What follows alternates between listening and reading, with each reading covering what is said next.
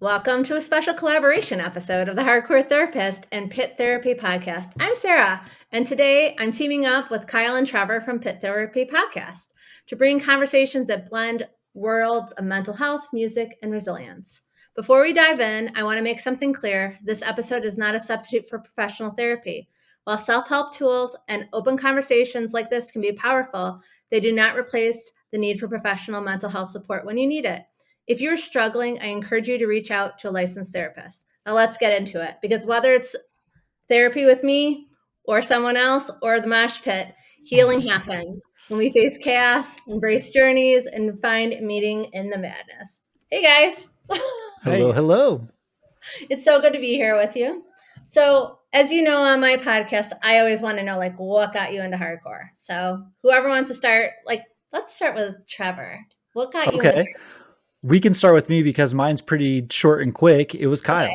Kyle got me into hardcore. Really? That's amazing. For real, I was into pop punk and into ska music when I was 8 years old. I had a cousin who brought over Less Than Jake and Newfound Glory. Those were kind of my intros into alternative music.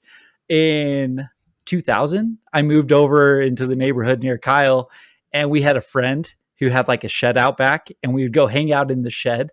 And he brought over Atreyu, Suicide Notes, and Butterfly Kisses. And he goes, these guys say the F word 3 times. I bet you can't figure out where they say it. I love it. And so our little 12-year-old brains were scrambling, and we come from Utah. We come from a conservative background, both of our families and stuff like that. And so hearing the F word and screaming was no, so yeah, that was exactly. So yeah, my intro into hardcore is legitimately Kyle. All right, Kyle, what about you? Yeah, I caused Trevor's downfall. It's all been my fault. So my mom doesn't like him.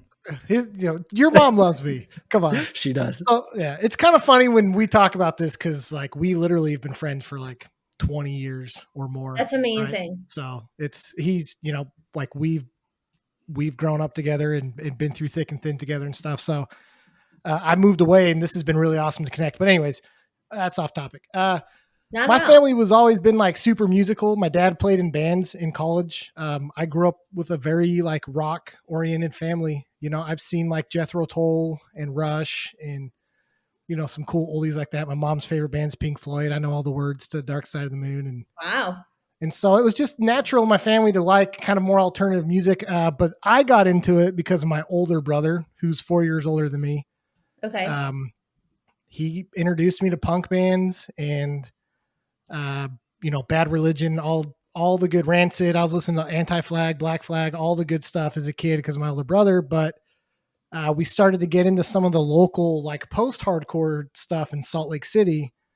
And I was, 12, 13 years old going to these post-hardcore, hardcore shows with my brother and watching people mosh. And I was just yeah, this is, this is for me. Yeah. Yeah, exactly. So it just kind of snowballed from there. And, it's just one of those things where you have to show your friends. And so I ran over to all my friends and we all listened to it, and we grew up together going to shows and beating each other up. It was a good time.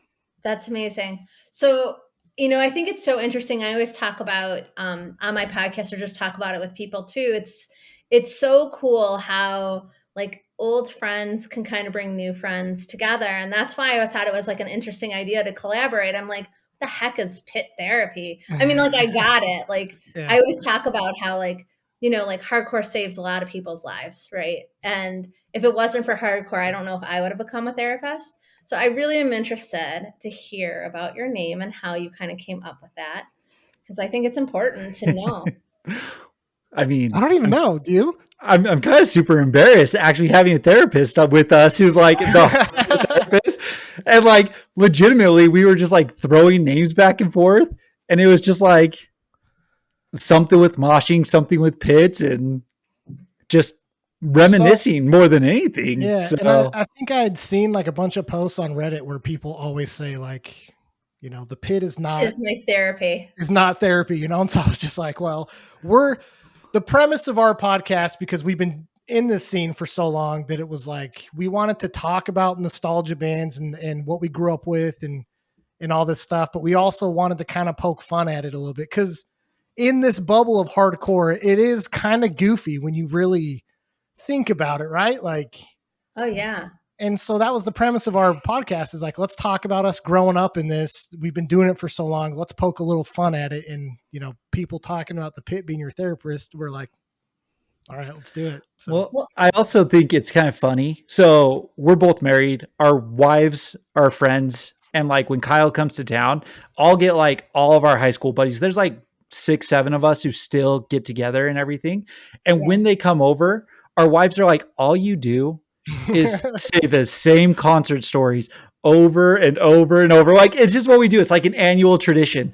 And it's therapeutic. It's like, it's the reminiscing, it's the bringing up old memories and all that kind of stuff. So talking about nostalgia bands, it kind of made sense for us to be like, this was our therapeutic way of conversing with each other and like just talking and reminiscing. And that it just kind of came together naturally from that. Like I said, I'm embarrassed having a therapist now. Oh, don't be embarrassed because I mean, honestly, I don't know if you ever heard the story of like why I became the hardcore therapist. Did you hear this? Did you Sure, this? please share. Okay, so Raghunath Ray Capo, he does a podcast called Wisdom of the Sages, and I used to be on it every morning. And he would be like, "Oh, it's Sarah Koretsky, the hardcore therapist," like kind of joking around. And I was friendly with him and Paramananda Purcell, and like Purcell is like the hardcore yogi. So I like called Purcell and I was like, what do you think about if I used the hardcore therapist? Like, I want to do this podcast. I want this to kind of be the name of my business. Are you cool with that? And he was like, number one, I don't know the name, the hardcore. That was like the first thing. And the second thing was like, he's like, that's super rad. So that's kind of how it became. But like the reason why I wanted to do more stuff around hardcore as a therapist was I just feel like it's something missing from our scene, right? Like, we you don't get into hardcore, in my opinion, unless there's something that kind of maybe fucked you up a little bit to get you into hardcore, right? Yeah. Mine is Kyle. Sorry, Mom. I'm very sorry, Trevor's mom, if you're listening. But yeah, I mean, I think that there's just something, and there's something that like keeps you in and keeps you connected to it. Even like, I mean, I'm old. So like they just kept me connected since, like for 35 years, 40 years, a long time. I don't know. Yeah, about 40 years since, I first started going to shows. And so like there was something that was there and there's something that I feel like is missing. And so I wanted to be able to give that service to people. So that's kind of, I got my name. Greatly appreciated. And the episodes I have listened to you, there's been a couple where you've talked about setting up your booth, and forgive me, I'm straight edge. Like I don't know all the terminology and stuff like that, but you hand out test kits and stuff for like all of that kind of stuff. And then you do like, explain what you do when you go to a show, when you set up your booth. Sure. I don't need to explain your stuff. No. So it's super cool. So no, I've also, and I'm also straight edge. Like I've been straight edge my whole life, right? Pretty much. I mean, I've definitely did some drinking when I was in high school and stuff, but like once I realized I'm like, this is not for me. Straight edge is my life. Straight edge has been my life. But what I found was, at least in the Detroit community, there were so many people I was going to say we're either straight edge, just like two of us here. It's either me or an Eric Z. No, I'm just kidding. There was very few people who were straight edge, but people were like really into hard drugs and alcohol in Detroit. And so substance use became one of my areas of interest when I was, getting my degree. And so what I do is I do Narcan. I give out Narcan for free. So Narcan is like if someone's having a, overdose, heroin. But I also give out testing kits and testing strips to make sure that there's not fentanyl in your drugs, because as much as I want everyone to be straight edge, I also know that's not possible. And I also know people do dumb shit in the bathroom at shows. And if I can help make it safer, I also teach about harm reduction. I'm also working on creating sober spaces for people who are like newly sober, at festivals and stuff like that, because I think that's important too. Or even for artists, there's a lot of artists who have struggled within our community with drugs and alcohol also, and just knowing that there's someone there who can like talk them through it, work with them, and I'm a proud member of Al-Anon, so like I'm absolutely know about 12 steps and going through all that. So yeah, so I do a lot That's of awesome. education. Yeah, I have some new stuff going on though. So with What do you that, have going on? I'm curious now. I'm partnering with New Age Records. Are you really? Yeah, so Mike and I are buds, and we're doing a partnership, and so New Age and hardcore therapists will be together when at festivals and stuff like that. So That's incredible. We love Cool. New Age. Yeah. So we love like New Age too. you had Darasum on, their New Yeah, Age, but yes, our good buddy Josh, who started the podcast with us and is typically on, he's in a band called Crow Killer. Their last album was off of New Age as well. Our intro is a it's, Crow Killer song. yes. Here's the So New Age connection. Just I don't tell love them the that we're New Age using it though. connection. What? I'm Yeah. sorry. Just don't tell them that we're using it because Josh gave us permission, Well, I'm sure Mike will hear this, but You. yeah, Reach out. I should make sure I have Josh on because tomorrow I'm interviewing someone from Rust, and Oh, sick. yeah. So I have like people like my goal is every month to have a New Age band on my Cool. podcast. So Awesome. yeah, That's cool. That's commendable. And it's, like you said, I think it's needed in the scene. And, like we've been straight edge for a while and stuff, but it doesn't take away the fact that if people are going to do it, they should do it responsibly. yeah, And you can be an ally to that, believing what you believe for in sure. too. So, Well, I think that's like how straight edge like people should be, is like we can't like just be militant, right? yeah. Militant. And I mean, and I know like from stories I know, I've actually never been to Salt Lake, but I know that straight edge, like the straight edge scene was pretty militant in Salt Lake. It was Yeah. pretty aggressive. Yeah. It was a little bit before our time. I mean, No, I even know, when like we were, it. yeah. Like we grew up hearing the stories, and then we had some stuff happening, like, but it was like teenager stuff. Like it almost felt like, I mean, they got pretty violent, right? But it almost felt like rival high schools at times that would Yeah. just come together and fight in the parking lot. Yeah. But yeah, But it's interesting. it is interesting, but I do think like that was like, and I think that was a thing even like the 90s. So like, Mhm. I mean, I started going to shows in the 80s, but like in the 90s, like straight edge was like everyone thought was just like militant straight edge, militant vegan, militant. We were just militant, and that was another thing. Was like it was always really important to me. Is like I am straight edge and I believe in it, and I'm grateful every day that that's the life that I chose for me. But I had lots of friends who weren't, and lots of people in my life who weren't, and like I'm not gonna dog them just for doing what they do. It's their choice. But, Yeah. if they know that they have someone that could be responsible and help them out and help them make changes, I'm like all about that. Yeah. Yeah.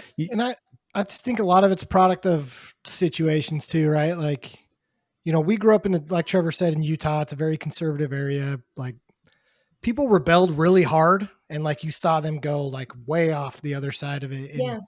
you didn't want to go down that path. But at the same time, like a lot of people we were around didn't drink and didn't smoke and stuff, but they always had this attitude of like looking down on people that listen to this music. I don't know. It's like a very unique situation in Utah because it's very conservative and Christian, but you just don't know where people come from. I mean, is it Mormon? Like, did you all grow up Mormon, or did you? Yeah. Yeah. Okay. Yeah, Sorry. Is there? No. No, you're fine. You're fine. We did. Yeah. 100%. Yeah, we don't. So, we're not going to shy away from any of it. It's fine. But it's really interesting that like even in places like that, like you need an outlet. Like we found an outlet, and we found like we all still went through our own stuff, but like people are going to handle it in different ways, and you shouldn't judge someone because they didn't have a friend group like we did. Yeah. Of 8 guys that didn't do that stuff, that always had each other's backs and helped each other out of stuff. A lot of people don't have that, and they turn to groups that might do stuff that screws them up later, and and they just want to get out of it now. Well, I've heard, and again, you can correct me if I'm wrong. I've heard there's a pretty heavy drug issue in Utah.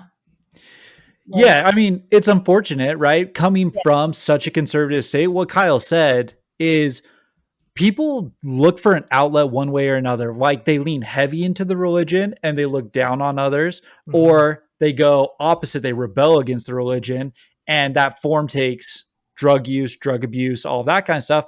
Or in our case, heavy ass music, right? Like, so, like there's different ways to go about it. But yeah, I mean, like Are Utah, Mormon straight edge bands? Like, are there like Mormon, like Mormon based, like, like a Maybe. Christian punk or hardcore band? Like, I mean, there are Mormons in hardcore bands. We'll put it that way. I don't know if there's any who are like, "Hey, we are going to go promote the LDS faith while screaming lyrics at people." right, like Krishna core, right? Like Yeah. this is, I'm just trying to make this parallel here. Yeah. Well, Yeah, no, no, like, so 100%. we 100% grew up like with an attachment to Christian hardcore.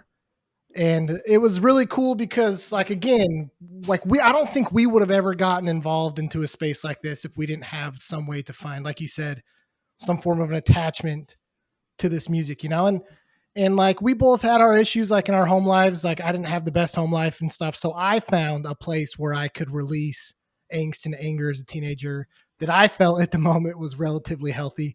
Looking back on it, I don't know. Like you said, Salt Lake got pretty aggressive, and maybe we should have backed off a little bit. But if it wasn't for like some type of like pathway into Christian hardcore, I would have never been introduced to all the rest of hardcore. And even if it's not Christian, it still meant something to me, right? Like, bands like Have Heart, like that's such a positive message that resonates with people going through any issue. You know what I mean? For So, sure. yeah. I just got a new Have Heart shirt today from Bridge 9. I'm Oh, so sick. excited. Yeah. So, but no, like even down in Dallas, all these people talk about, like, I grew up in, super conservative Christian homes. They only let me go to shows that were at the church, and, it happened to be Living Sacrifice or Sleeping Giant that was playing. And, that's your intro into a new world that, like, to me, opened my eyes to this larger culture that wasn't the bubble Utah was. Like, Yeah. I Yeah. started learning stuff about like animal rights. I learned about, inclusion in the scenes with like the LGBTQ community. You learn about all the stuff that I would have never come in contact with in the Yeah. world that I grew up in. Do you think, like this, like all like, do you think that your background in the Mormon community and hardcore affects how you parent? Because I know we're all parents here. Yeah. I mean, for me, 100%, right? It's hard to walk the line of a religious background and the openness of the hardcore community. Like Yeah. it really is. I have such like a deep attachment to hardcore and what it stands for, of inclusion, of making sure that everyone's supported. Like, yes, we go and we fight each other, we punch each other and stuff like that. That doesn't mean I don't want you there. Yeah. Like there's all this stuff. And so like raising my kids, it's hard to walk that line and that balance and all that kind of stuff where they're like, hey, culturally here, this is what's being said versus what we are saying Yeah. based off of like our hardcore background, our hardcore beliefs and everything. So yeah, it is interesting. It's a weird dynamic. Very much a lot of stuff parallels, but then there are very, very strict differences. Ideologies, for sure. Yeah. Yeah. Okay. Which I think is a good lesson to teach my kids anyways. Right. And I think that's been one of the most important things, is especially moving out of Utah. Cause in Dallas, there's every culture you can imagine. And so being a part of a scene that taught me inclusion, acceptance, but also part of a scene that taught me like respect to stuff, to where like, if you don't respect it, you better be ready to handle it. You know what I mean? Yeah. Like, because in hardcore, like you run your mouth, like, you better be ready to be back ready. that Yeah. Yeah. And so like, I do think it teaches you like, to be accepted, but when someone crosses a line, like stand your ground. And I think that's a good lesson for my kids to learn. And also even just musically, the fact that like they see videos of me stage diving and stuff, and that this is like a community. It's more than just a sound. And, my kid will come up and ask, hey, what's this guy singing about? And I get explained to him about like, war complexes. And I try to dumb it down for a 9-year-old to understand. But I think it's good to like, look, there's more to life and to learn than just this little bubble of a home that we try to protect you in. Yeah. And hardcore is enabled me to do that. I don't know if that's cheesy or what, but like it really does make me feel that way. So. Why is that cheesy if it's something you believe in? Absolutely not cheesy. Own your stuff. We listen to a lot of caveman. I mean, lyrics and so at the same time, it's like, I don't know. I don't want to think too much about it. No, I mean, I got it. But I do think, I mean, obviously, like, I'm Krishna conscious. So obviously, Krishna core played a huge influence in my life. I mean, I didn't really learn about Krishna other than I thought it was like just like from Airplane, that movie, and right? Or like a cult until, because I didn't grow up Krishna conscious until I saw Shelter in 108, right? Yeah, it's And awesome. so it really changed my life. So how is that kind of affected you? I mean, we talk a little bit like our religion and that stuff like that, but how has that kind of guided you to where you're at now? Yeah, so I grew up Jewish, so I'm just gonna like put it out there. I grew up Jewish, and like I was always like a seeker, and I feel like that's such a like a I don't know. You want to talk about feeling lame by saying that word? I feel lame saying that word. Not like hoity-toity, but when I was a kid, my parents were like, "Oh, you don't have to go to Hebrew school because you're a girl. You don't have to have a bat mitzvah." Like I was one of the first girls where I was. This temple shul. It's called a shul. Like where I grew up to have a bat mitzvah. But I really wanted to go. And my parents would always be like, "Oh, you want to go because your older brother's going." But like, I really wanted to go. And it wasn't like I was very interested in hearing about the Bible. Like it's always been my thing. Like I'm just super interested in it. And, I just felt like I always had like this really strong connection with God. And, growing up, I really was trying to figure out what that meant and what that looked like throughout my life. So like I was like Shomer Shabbos is like so it's like like not Orthodox, but I was like close in Judaism like in my 20s because I had this really cool rabbi say to me, before you explore other religions, you really need to get to know your own. I thought that was rad, right? So like I spent some time and I like for like a year, like every Saturday I was with his family and I would have like lunch with them and spend time with them. And it was really cool. And then my first husband, my children's dad, like I don't know, he's great, but he's also Jewish. And he was like, I have to marry someone Jewish. And I didn't really think that way. I really was like, I can marry anyone. As long as you have a relationship with God, I'm cool. Right. Like that was kind of my thing. But he wasn't like that. He was like, I have to marry someone Jewish. So we got married, but he didn't really want to practice Judaism or know anything about Judaism. It was more of a cultural thing for him. And I really strayed away from religion and I really felt like I lost who I was. And I should say so this rabbi who said that's like, he knew I was interested in Christian consciousness and things like that. And that was like I was in Chicago at the time. So I just started graduate school. So I was like 22. So he knew I was already interested. And then I came back to it. One of my friends, his name's Colavera. And he's like a Detroit area, like hardcore kid. And he's not a kid. It's like we were in our 40s. But Forever hardcore kids. Everyone's a hardcore kid. Hardcore kids. And just, had me start thinking about things, ask me questions. And it was really cool. And then, like all these things started happening. Like I met my husband on Instagram, which is hilarious to say. He lives in Oregon and I didn't know he was practicing Christian consciousness for years and years and years. And like, he wanted to be in a spiritual marriage and I wanted to be in a spiritual marriage, but we didn't like know this. We just somehow got brought together and then it just kind of snowballed into this whole thing. And then in November, I actually got initiated by Krishna Das from Invocation. We have the same guru. And yeah, it's really cool. And you know what? I'm still Jewish, right? Like I still I'm like I am, but I'm Krishna conscious. And I just believe that God is God. And like, if you have a relationship with God, cool. And I think it influences me just to be more tolerant with everybody. Yeah. To be honest. And that's what I try to teach my kids is like, the idea in life is to be tolerant and a good human. It's not to be, this is the way it is, and if you're not this way, you're wrong. And, I have adult children, so I feel like they're doing it. So it's kind of cool. It's funny that you're saying all of that because like the alignment of, and I'm not saying that you have to be religious to have that mentality, right? To be a good person or whatever, but the alignment of religion and hardcore in, again, being inclusive, being accepting, all of that kind of stuff.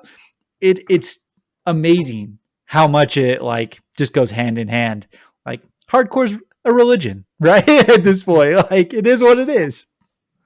I mean, in Texas, isn't football a religion? That's what they always say. Basically.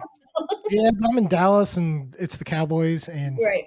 it's all I right. mean, well, my oldest son played college football and played football his whole life, and my younger Cool. son played football with him too. And like football kind of ended up becoming a religion for a while, and that's when I really knew I lost myself, when I was like, I'm doing nothing but working in football. Yeah. Yeah. It's funny you talk about that, even just with everything going on like politically and stuff, and we don't have to, like get into politics, but we've kind of taken a step back and reassessed, kind of how we're living. A lot of these boycotts that are going on with companies, we've tried to like participate in some of them, and you just start to realize like you've kind of lost yourself to this like mundane grind of consumerism, and you would like to think that you're apart from like the advertisement targeting and all this stuff, but you're really not. And this has been like, it's been a hard time, but it's also been a good time to step back and be like, you know what? Like a lot of this stuff matters, but it doesn't matter. For sure. Like within these walls is what matters. And we don't need all the rest of this stuff. We have this. And those again are kind of principles of hardcore in the communities. It's like, I go to a show in a basement and it's one of the most memorable things I can think of. I don't have to be at a 1,000-person stadium, So yeah, it does. I do. And I think it's just a really cool thing that you really connect, right? So like, again, I'm just going to talk about Christian consciousness for. Yeah, absolutely. Go ahead. Like kirtan, like, kirtan, like with, like people like chanting and playing instruments. Mm-hmm. Like that is really what got me into Krishna consciousness, right? Like it was like the coolest thing to see people like just being so connected. Like kirtan felt like a hardcore show. Like a good kirtan feels like a hardcore show. Like people are going off, and I love that. I love that and need that in my life. Even if I can't handle it anymore. Music's in all religions. Like there's not a religion out there where music's not involved in. So it's something that binds everyone together. It brings us together, right? Like you just said, being Krishna conscious and the kirtan, that's a bigger, more expressive version of music than a lot of religions, right? Yeah. But music's in everything. And people all the time say like spirituality comes from religion and can invoke spirituality and all that stuff. So absolutely. I have this friend down here that says that when they go on road trips, they don't listen to anything. I'm just like, what? What do you do in the car? Like, what are you doing if you're not listening to music? It's crazy. That is crazy. The only time I don't listen to anything is when I am driving to work because I need to get into the correct headspace. That's true. And then when I come home, I usually work from home, but if I'm working in the office, when I'm coming home, like yesterday, I worked like 10 hours. I saw 10 hours of clients straight. I think I was telling you that. Yeah. I just couldn't listen to anything at all. So it's the only time. But yeah, like on a road trip, if I'm not listening to music or at least a book or something, I mean, I don't know how you live. For real. Seriously. So, so just to get a little, I just want to ask you a little more about like the therapy standpoint of this, because I've talked to a lot of people about it, especially people at work, when they like find out what I'm into and what I do. And I actually just broke my finger at a Comeback Kids show. Oh no. 3 weeks ago. And so everyone at my work makes fun of me. Fine. Yeah, I'm fine now. Also, like, we went to Furnace Fest last year and I made it on the front page of Furnace Fest's social media because I was climbing on top of people for Under Oath and the guy took a really cool picture. But anyways, I had customers at work that saw that picture on their own and like, were telling me about it. So anyways, like I talked to these people about it and they're always like, are you okay? Like, how can you do that?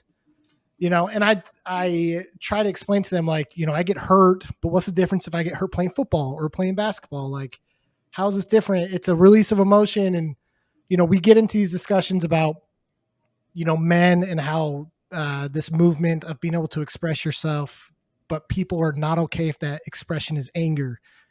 And I kind of don't like that. So from a therapy standpoint with hardcore, especially around the anger aspect, how do you see that? Is that valid? Do you think men have a space? Is this actually a healthy space for us to be doing this?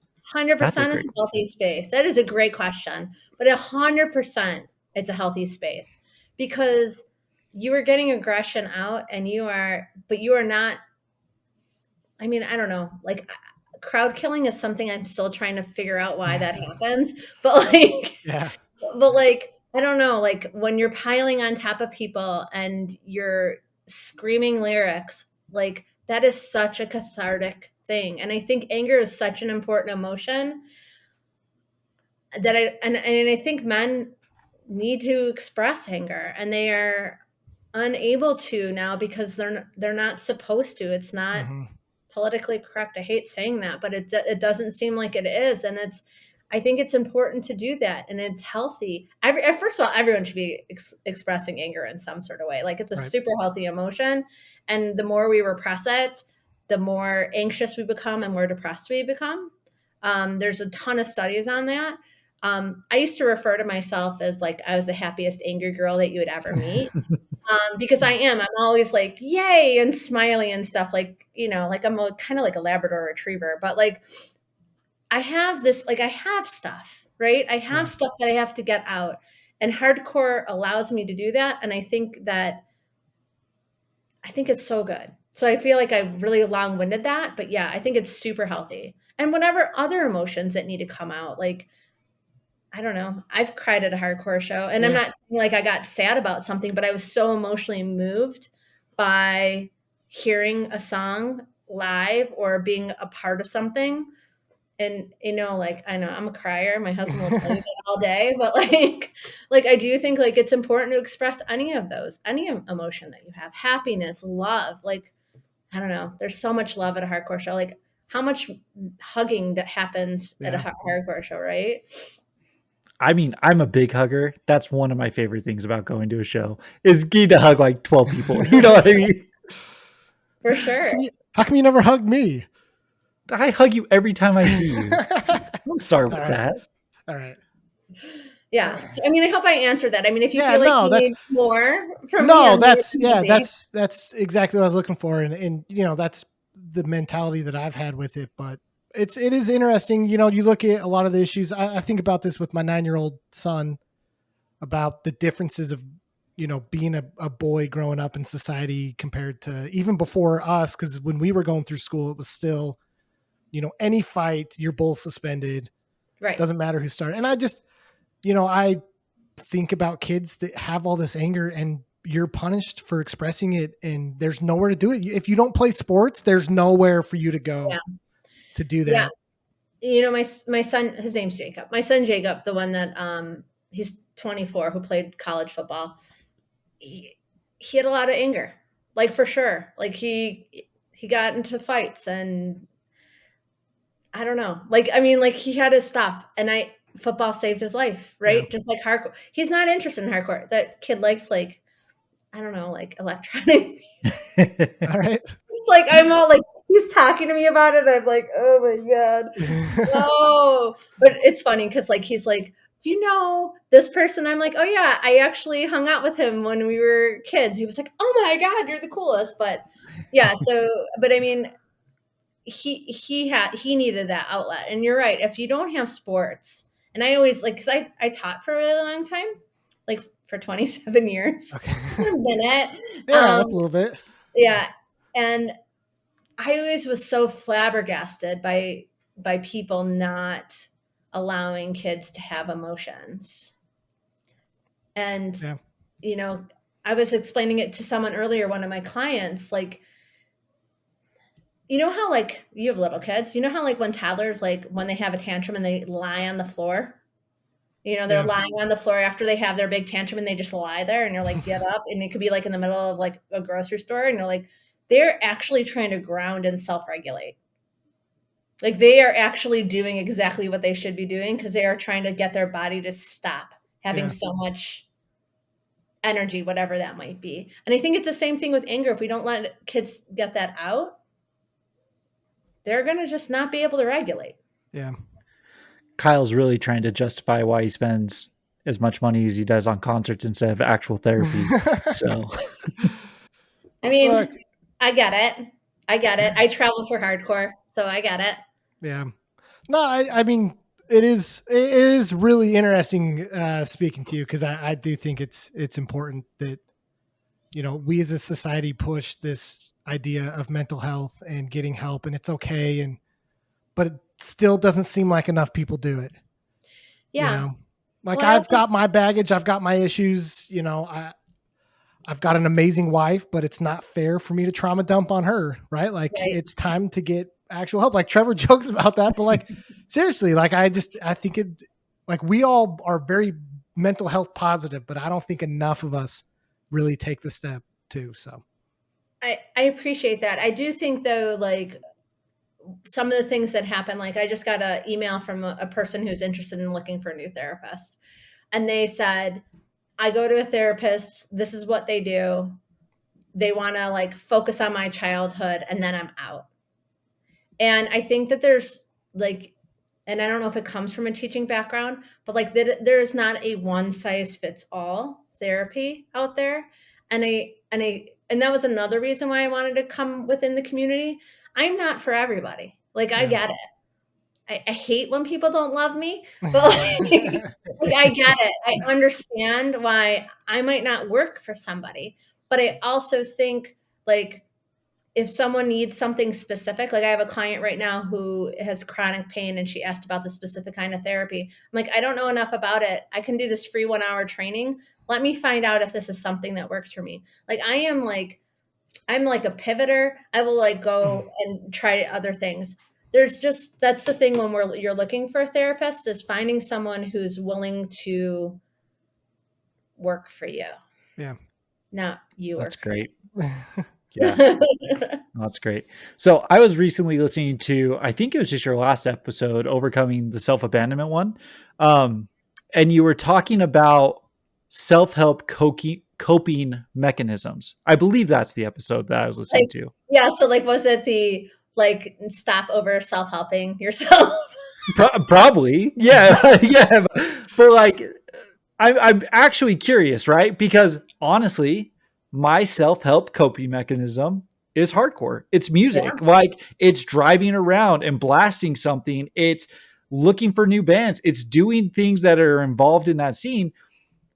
What are some if let me ask you this way. And again, this isn't for everyone, right? Right. But if someone's heavily involved in music, what are some of those potential like mechanisms that people could be potentially trying? And again, you've made the disclaimer at the first of this. Everyone should go and seek help if they feel like they need help. But what are just like, if you're involved in music, what are some of those things that you've seen be helpful for people who enjoy it? Um, I think being around like-minded people is super important. I'm a big fan of like group therapy and group like coaching and all of that kind of stuff because if you have people who because then it's like the therapist isn't the sage on stage, right? Mm, Like I'm not always all knowing. You know yourself better than I know you, right? So like having a group of people who can kind of talk about their different things, I'm a big fan of that. I think that really works really well within our community. I also think besides music, like, um, there's a straight edge running club. Like, I do think like physical activity is yeah. a super important part of mental health. I can't even tell you how many people are always like, well, what do you do to like relax and chill out? I'm like, I lift heavy shit. That's what I do. Like just like I really want to lift heavy stuff. I need to move, right? It's a big important thing for me. But I think it just again that's like a really individualized thing and finding it because like I have a client that I work with who is in the music industry and writing and talking about it is a really helpful thing. I have someone else who's in the music industry who drawing. So I do a lot of art there. I was an art teacher for a long time. So I do a lot of art therapy with people too. So I think it just depends on like what you're drawn to, if you will, what to help you and to help you cope, because it could be completely different than like what I need. Like I need to lift heavy stuff. Like That's fair. Yeah. But like maybe writing, maybe reading, maybe meditation. Like there's a lot of people in the hardcore scene who do a lot of meditation. What about deflecting with super awkward jokes? Is that okay? I mean, there's a lot of people. I'm asking for a friend. All right. I'm I'm gonna phone a friend and ask. Yeah, I mean, people do that. I mean, self-deprecating humor is a great way to deal with things really healthfully. You hear that, Trevor? I'm super mentally healthy. You haven't heard the jokes. I don't want to hear you say anything again. So I mean, I do too, and I think that there's a place for that as well. But knowing if it's starting to kind of like overtake, like, and you start believing those kind of self-deprecating jokes too, is when it's funny. It's like, maybe I shouldn't be doing so much of this. Yeah. I've got one more question for you in terms of like therapy related stuff. I love that. Listen, like I'm going to let you into my weird little mind right now. So feel free to psychoanalyze the best way possible. Is it weird that I already have songs planned out for traumatic events in my life? I mean, doesn't everybody? But I'm saying like, I know the song that I'm going to turn to when my dad dies. Like I have a song like already planned for an event that has not happened. I mean, I get that. I mean, future casting is not the most healthy coping mechanism, but I do think that having things that you can kind of lean on. So if it is music, like, do you know the song "Character" by Falling Forward? Mm-mm. Oh my god! Oh my god! I'll have to look it up. Look it up. Character Falling Forward. Yeah, Louisville hardcore. Something y'all missed when you were youngins there. We've missed a lot of stuff. So yeah. So like that's a song when I am feeling a little moody, sad, I will like lean on that song. Like that will be like my song, right? Like, there you go. Like that is it. There's definitely certain things. If I need to get like pumped or in a better mood, there's totally music that I'll listen to. If I just kind of want to wallow, right? Like I'm a little emo sometimes. There's certain things I'll listen to, and I think that's okay. Yeah. And I have all of that, but I'm like, my dad's going to die and his birthday's in November. And this song talks about someone passing away in November. I'm going to listen to this song when my dad dies. Like, God. I think maybe you should talk to someone about that. whip out the card, Trevor. Start paying now, dude. We can. Yeah, how much does this section cost? I'm just waiting for her to say, "Sorry, man. No one can help you with that." But Yeah, I believe I can help everyone. If I'm going to be honest with you, no way. That's hilarious. Hey, I don't know how we recover from this one. Trevor asked the craziest question. I didn't know what to do with that. The best part is this is. I told you it was weird. Is your dad's not ill, is he? Oh no, he's totally fine. He's healthy. I see him like 3 times a week. He's good. Okay. Holy cow. Why don't you put that song away for a little while? Hold on though. Like, how deep does this go, Trevor? Is this like, do you have like gorecore songs for like if you get hemorrhoids or something? Like, how much are you prepping for? Like, that's what I want to know. I'm not mutilating bodies. I don't have my Cannibal Corpse thing. Like, I do avoid gorecore. Like, but no, I just listen, I've got a couple of those. So like, I don't know. I'm like, this would be perfect when that happens. Like, I'm going to lean into this. You should think of the songs that are going to make you enjoy your dad while he's alive. Oh, there's plenty of those. There's plenty of those. But on the off chance he dies, I don't want to have to go searching for the song. I just want to have it ready. If it's like, does it change if it's like a car accident or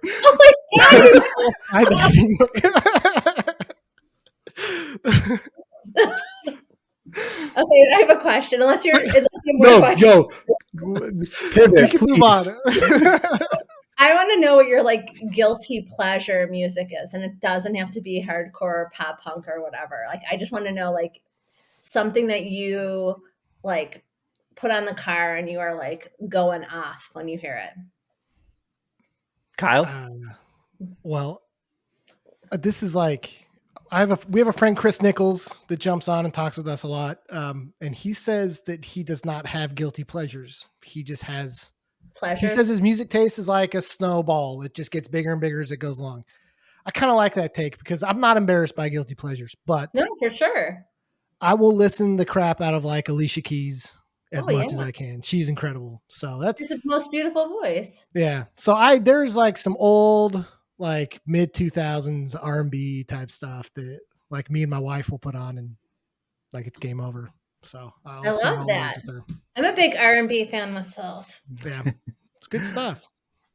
There is probably some stuff in high school that we listened to that probably shouldn't be named, right? We can talk about it. We can talk about offline.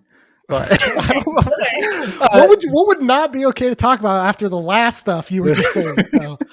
I think that one kind of took it right there. We listened to a lot of Gunter. Oh, we did. Okay. I don't know if you know who Gunter is. You know that I don't know who he is, but you're just when we got Kyle going, okay. I think his most famous song is called the Ding Dong Song. So we have very immature sense of humor, if you can't tell. But so we have some of that stuff, but then like the stuff that everyone craps on these days, like Attack. I love Attack. Give me some screaming with some EDM backgrounds and they're white kids rapping at the first of the album. I'm all good. I love that. That's fantastic. Absolutely. Yeah. So my wife is like, she's a couple years younger than me. So we grew up around the same music, but she is Latina.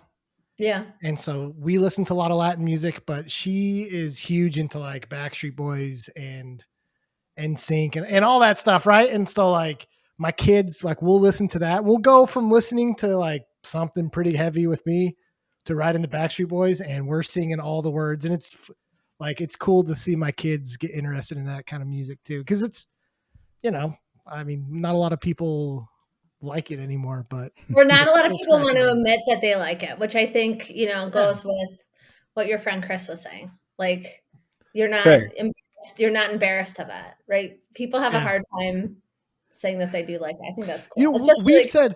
We've said so many times that if you only listen to hardcore, like there's something wrong. There's something wrong, right? Expand a little bit, like I'm a big reggae fan. I listen to country. Like, why not? I listen to country. My daughter loves country music. Yeah. So I've listened to a lot of country with her. I took her to a country concert. It was like a big deal. I had never been to one. I'm like, nice. I don't like this. There's no stage diving. So who are your guilty pleasures then? What? Who are your guilty pleasures then? I mean, I really love old music. So like when I was a little kid, my parents were super into Motown, so it's not like a guilty pleasure as liking Motown. But my mom, I think if she wasn't married when she was young, like she got married when she was 20, that's I guess pretty young. I mean not in I guess 67, but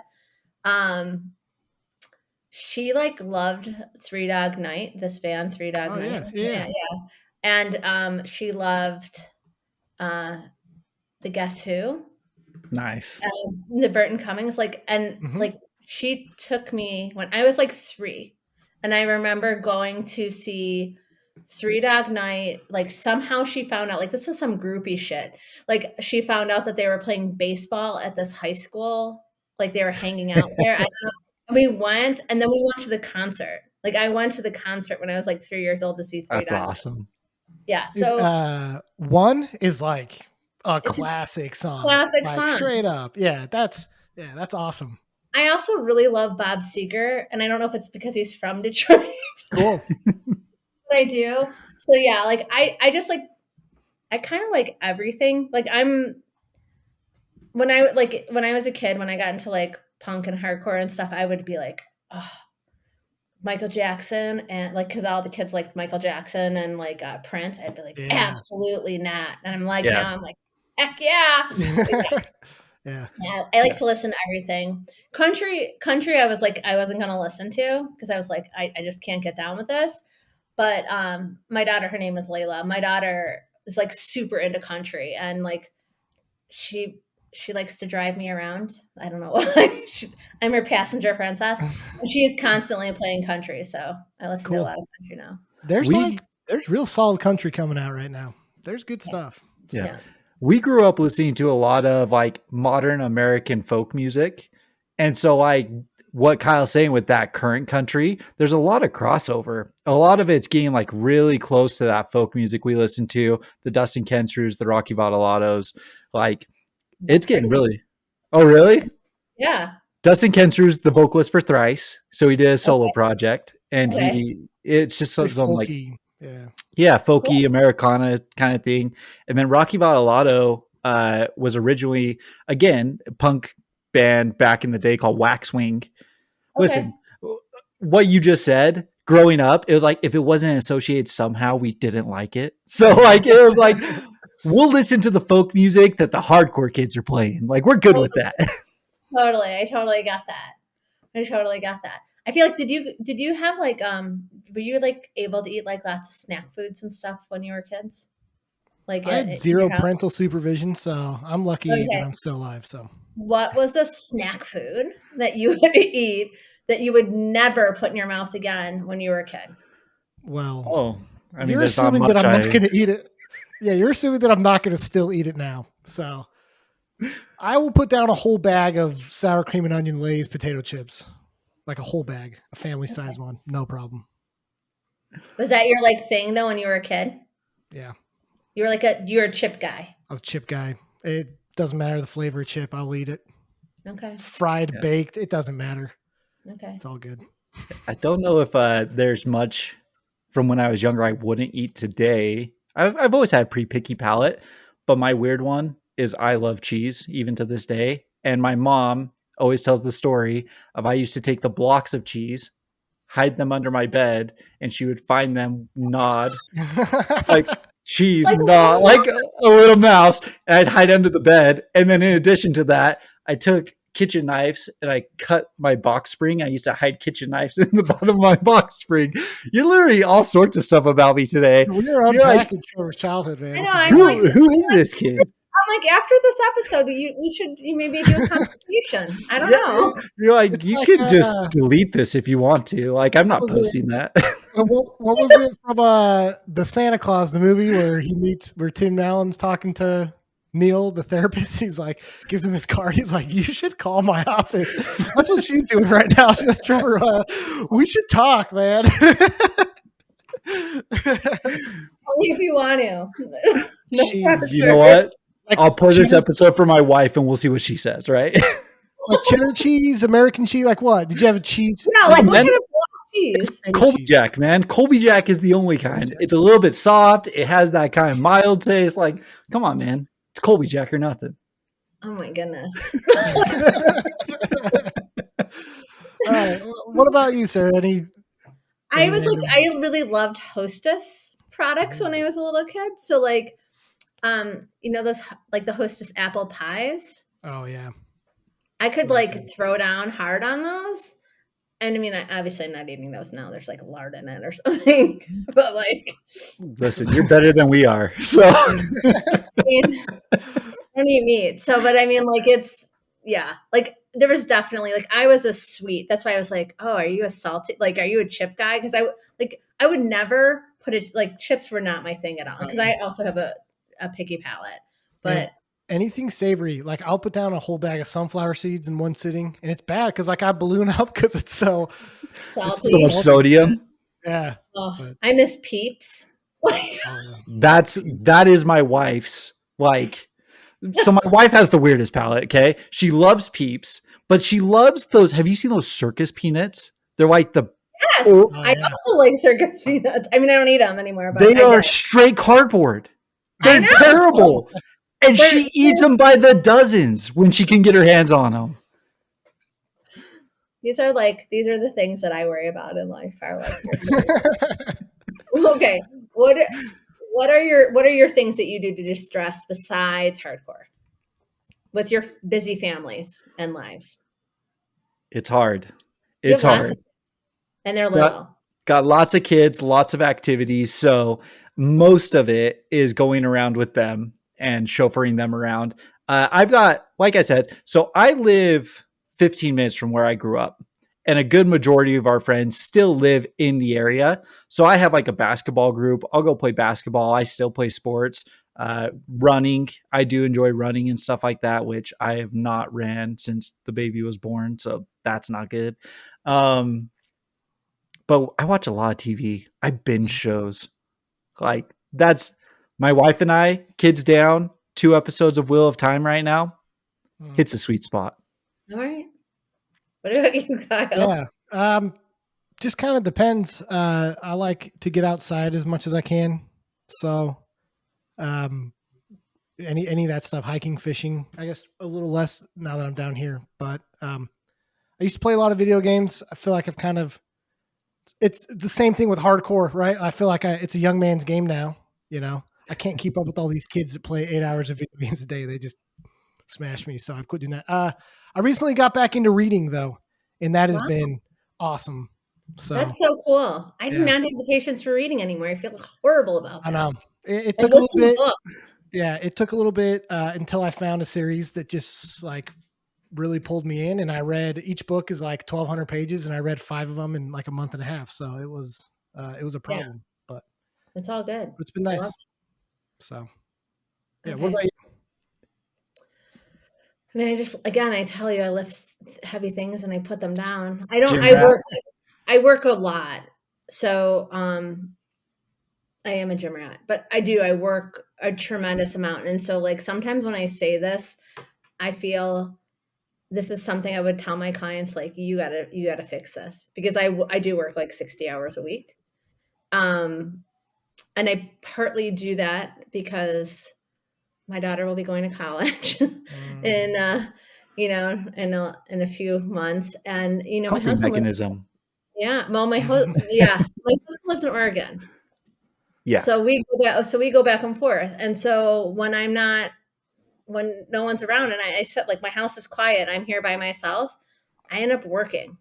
Like I work the majority of the time and it's not the best coping mechanism, but I don't know. I love being outside. Like I love it. I do love working out. Like if that could be my job and just working out, I probably would do it. Um I used to like to do art. I haven't really done it that much lately. But yeah, I feel bad that I don't do a lot of stuff, but It's really hard to get hobbies when you're older. I mean, it's just yeah. hard. I've tried to like get back into stuff that I used to do, and it's just not the same, or Yeah. I can't do it as well. Like I tried playing basketball again this year, and like I'm 40 pounds too heavy to be playing ball, and got hurt. So like it's just it's hard to find hobbies that can actually like do what they need to do and not just stress you out more. Totally. I threw a baseball recently and I couldn't even throw it. I was like always really good at sports and it's just like straight down in the ground. Yeah. I don't even know what I did. So And you agree. somehow throw your back out, and you're like, I just threw a Right. baseball, but my back is I gone. sneeze and I throw my back out. I don't know how to figure it out. Yeah. So That's the absolute worst.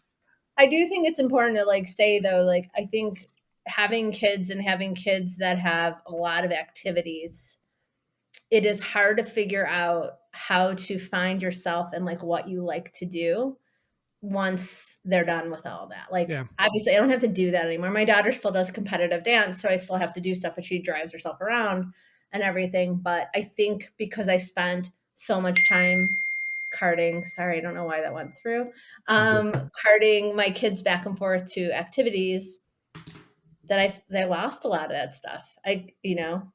Yeah. And I have to figure out what that is again because one day I'll retire. What are you gonna do? Yeah. I don't know. I have to figure it out. So one thing we've tried to do in our family is give our kids like an athletic type outlet, an art outlet, and like intellectual outlet, hobby type things. And Yeah.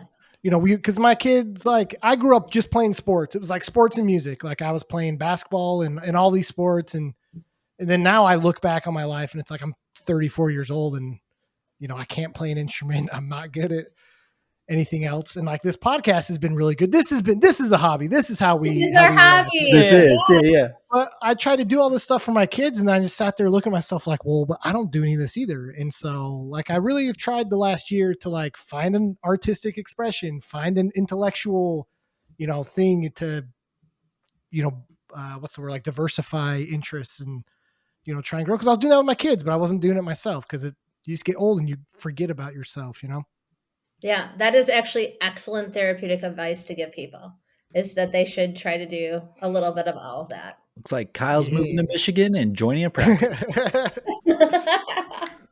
do want to like eventually have the hardcore therapist practice and have other That'd be hardcore sweet. kids have You can, other hardcore listen, work. you can only do it if you actually have shows in your therapy space.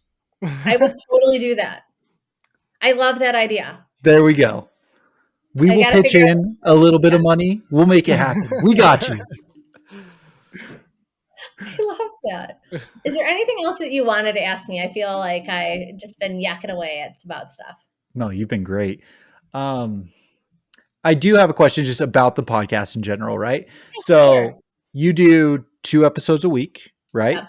You do the one episode with a guest, Yes. and then you do just one where you get questions from the audience, and then you talk about different therapy related questions. What is the plan kind of going forward? Like, are you going to continue doing the 2 a week? Are you going to divert more towards guest audience, or what do you want to see come out of this? I would actually love to do it every day, answer a question every day. And then I would love to have a guest on at least once a week. I would love to do my podcast every day. I love it. It's my favorite thing I do. Awesome. I love getting to know people and hearing their stories. I think that's the most important thing in this world that we are really missing from connecting with each other, is knowing that our stories are important. And I want to give people an outlet to be able to do that. So that would be my ultimate goal, is to do that with the podcast. I do think it's really important. Sometimes there are questions from like people like from my practice, like someone like one of my clients will ask me, or sometimes people will email me or message me on Instagram a question. And sometimes I just have to come up with something myself. like if there was a theme that kept on happening in my office that week, I was like, this might be important to other people. So let's talk about this. So yeah, I mean, I think it's important. I don't think there's enough information. I also don't want to like oversaturate and people be like, oh, here goes Sarah yakking away again. So, I mean, I would love, what I really wanted to do, and I haven't been able to do it, is I wanted to have different experts to also be on the podcast with me. And that would be like, maybe I do a third day and I have it with an expert, like another therapist. Yeah. So like, or someone else, like one of my really close friends is a master herbalist. Sweet. And we talk a lot about like how we can use herbs as part of a holistic process. Or one of my really good friends is a chaplain, and like talking about like grieving and stuff like that, because like I think that sometimes that's the person you need more than you need a therapist, is a chaplain, because they deal with death a lot more. So those are the kind of things I'd like to do more of that I haven't had time to do it. I mean, I have lots of things I want to do. So good. That's awesome. Yeah. What's your plan with the podcast? Make it through the year? I don't know. Well, We'll see if we get canceled after this episode. Listen, there was nothing cancelable. You might not like me. You might think I'm psycho, but was it cancelable? Come on, man. But one of the things that you just said that I'll speak for both of us because we talk about it all the time, is people telling their stories. One of the things that Kyle and I always say to each other is we don't care if it's literally only him and I that actually listen to the podcast because we are getting guests on that we never thought we would have. And just to hear people's stories is incredible. Like, we love hardcore. We love the scene. We want to know about like the different scenes. We want to know about the East Coast. We want to know about the West Coast. We grew up in the Salt Lake bubble. Kyle's now down in Dallas kind of thing. It has been so much fun. Like Yeah, just it's amazing. connecting with people. Yeah. For sure. And making so many new friends. Like that's the coolest thing. Like now you guys are my friends. You're still Absolutely. Well, some of it's been funny because like I don't this brown Mine one horse? right there is now the one below the brown one on the corner right by my I head. can't see it. Yeah, it's With Honor poster, and we had Jay Ost from With Honor on, and I'm like freaking out because I'm like, dude, I got your poster like on my wall, and like just the ability to like people in hardcore are so cool. Like everyone's just so chill. Like you reached out to us and we were like, we just sit here and think like, why would anyone want to talk to us? We're just a couple of idiots. But like, this is why hardcore is so cool. Cause like, we're just a big community. You could be on the other side of the world and we probably got into it for the same reasons and we're here for the same reasons.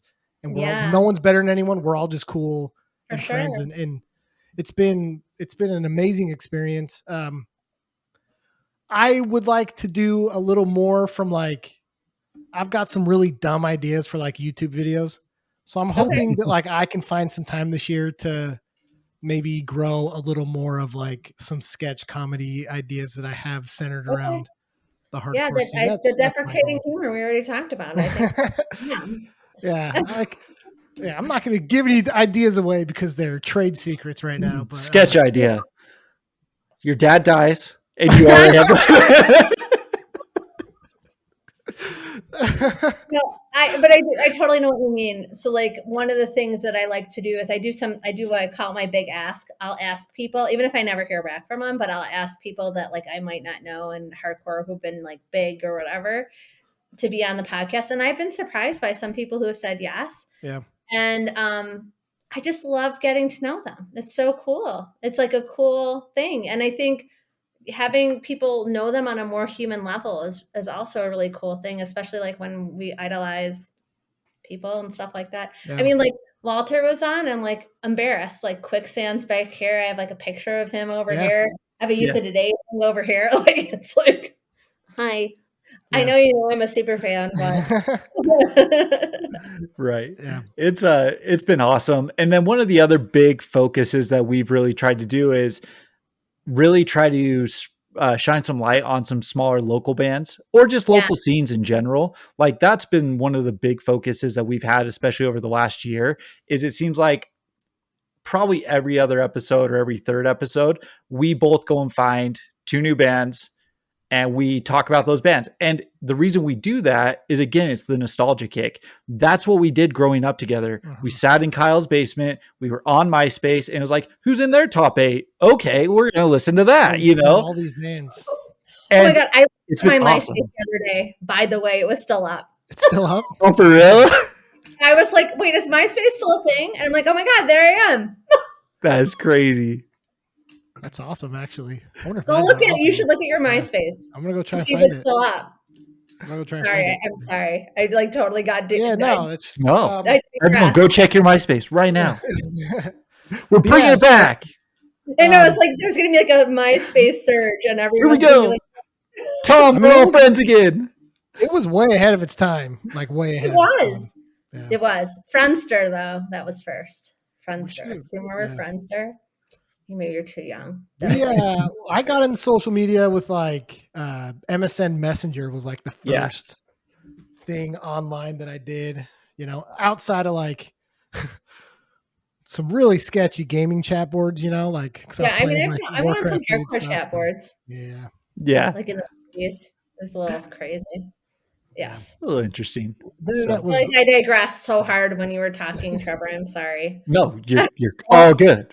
Just to piggyback on Trevor, like he was saying, a big thing we do is try to find local bands around the country. And so one area that we have not really hit has been Detroit. So I don't know if you know any, and if you don't, find some.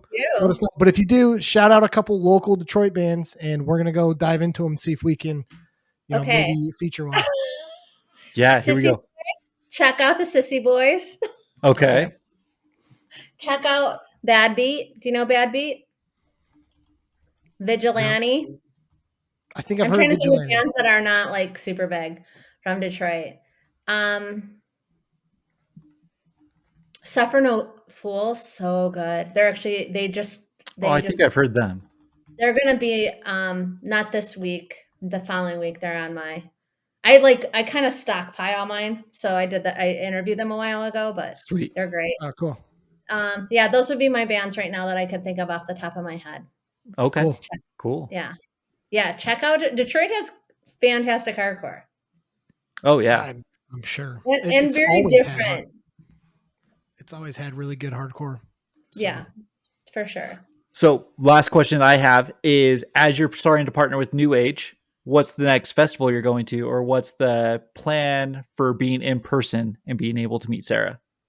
Yeah, so I'm going to be at Tie Down in Detroit. It's great festival. Super excited about it. We're looking at some other things. So I can't really say yet because they're kind of in the works, but definitely Tie Down. Whenever my husband's band plays, he's in a band. He's in a band that's like a Bay Second Area Coming. Second Coming Second hardcore. Coming. Whenever they play, like I'm always there, and like I'm always out to meet people. Like they actually were making fun of me because when they played at Program, it was like everyone I interviewed was at the show. Come to the show, come see us, come in the show. It's awesome. Yeah, it was super fun. Yeah, so they're for sure, and they have like 3 or 4 other things in the works, but I can't say for sure if they're happening. That's okay. Yet. Yeah. Stay tuned. Yeah, stay tuned. I'll tell everybody. And are you going to any fest or anything coming up? I don't know. We were maybe on the fence for Sound and Fury. Well, I was trying to push these guys to go to Sound and Fury. I don't know if we're going to be able to do it. We were looking at maybe Furnace Fest again this year, but the lineup didn't seem as good. It didn't do it for us, unfortunately. What about the day before Furnace Fest? That show looks incredible. That's a possibility. I might be at that show. We might be trying to figure something out for that as well. So, yeah, that one is a possibility. Yeah, there's definitely some stuff. I mean, I would love to be at This Is Hardcore. I still have to talk to those guys again. I messaged the guys from Sound and Fury. I would love to be there. I made a proposal about like being like for bands or anything who maybe need some more support if they're trying to be sober and stuff like that at different festivals. So sweet. Yeah. Yeah. Well, that's great. So that's cool. You should come to, I don't know if there's tickets left for Tie Down. Tie Down is a great lineup. We will make it out there at some point. Okay. We're like right now, again, kids' ages and stuff like that. It's like it's so one a year. And it's like, where are we going this year kind of thing? Yeah, Detroit wouldn't be yet. But, Delta, Salt Lake to Detroit is no biggie. Yeah, I think that's actually a direct, isn't it? I think it's very simple. It is. Yeah, my brother is actually, he's a flight attendant for Delta, and he's based for real? Nice. Yeah. Well, we're gonna have to have him. Is Tied Down Tied Down's not in the winter, is it? No, it's in June. It's the first weekend in June. I'm allergic to cold weather, so all right. Gross. I know. I wouldn't want to be here in the winter. He left Utah, and then it snowed more in Dallas this year than it did in Utah. No, it didn't, dude. It's been like 80 degrees the last 2 weeks. So, all right. Yeah, it's been so good. Anything else? I'm trying to think. Is there anything else that you want to make sure people know that hear my podcast about your podcast? How do people get a hold of you? Instagram. I know we've been talking through through Instagram. The gram. Yeah. We're on Instagram, TikTok. I mean, we're on all the social medias. We really primarily check Instagram. You can always email us, thepitTherapy@gmail.com. Cool. So yeah, talking about the local bands, if you are listening to this and are in a local band, shoot us your stuff. We get kind of backed up with stuff, but man, we try our best to listen to everything and feature it and talk about it when we can. So we have talked about a bunch of local bands that have reached out to us. One band we're super good friends with now called Heavy's the Head out of Virginia. Awesome group of guys. He reached out to us, was like, "Hey, I want to talk to you guys." And it's been awesome being friends with them. So if you're a local band and you're listening to this, hit us up. We try to help as much as we can to help promote. So That's Instagram. awesome. Yeah. Pit Love Therapy, I think is what it is. Pretty sure. Yeah. And if people want to get a hold of me, it's Instagram. It's the Hardcore Therapist. My website, the Hardcore Therapist. And you can email me at thehardcoretherapist@gmail.com. And I also want to just say, if you were to buy any of my merch, all proceeds go to underinsured and uninsured people for mental health help. It's awesome. Cool. Thank you. Thank you so much. Oh, great to be with you guys. Thank you so much. Yeah. Bye. See ya.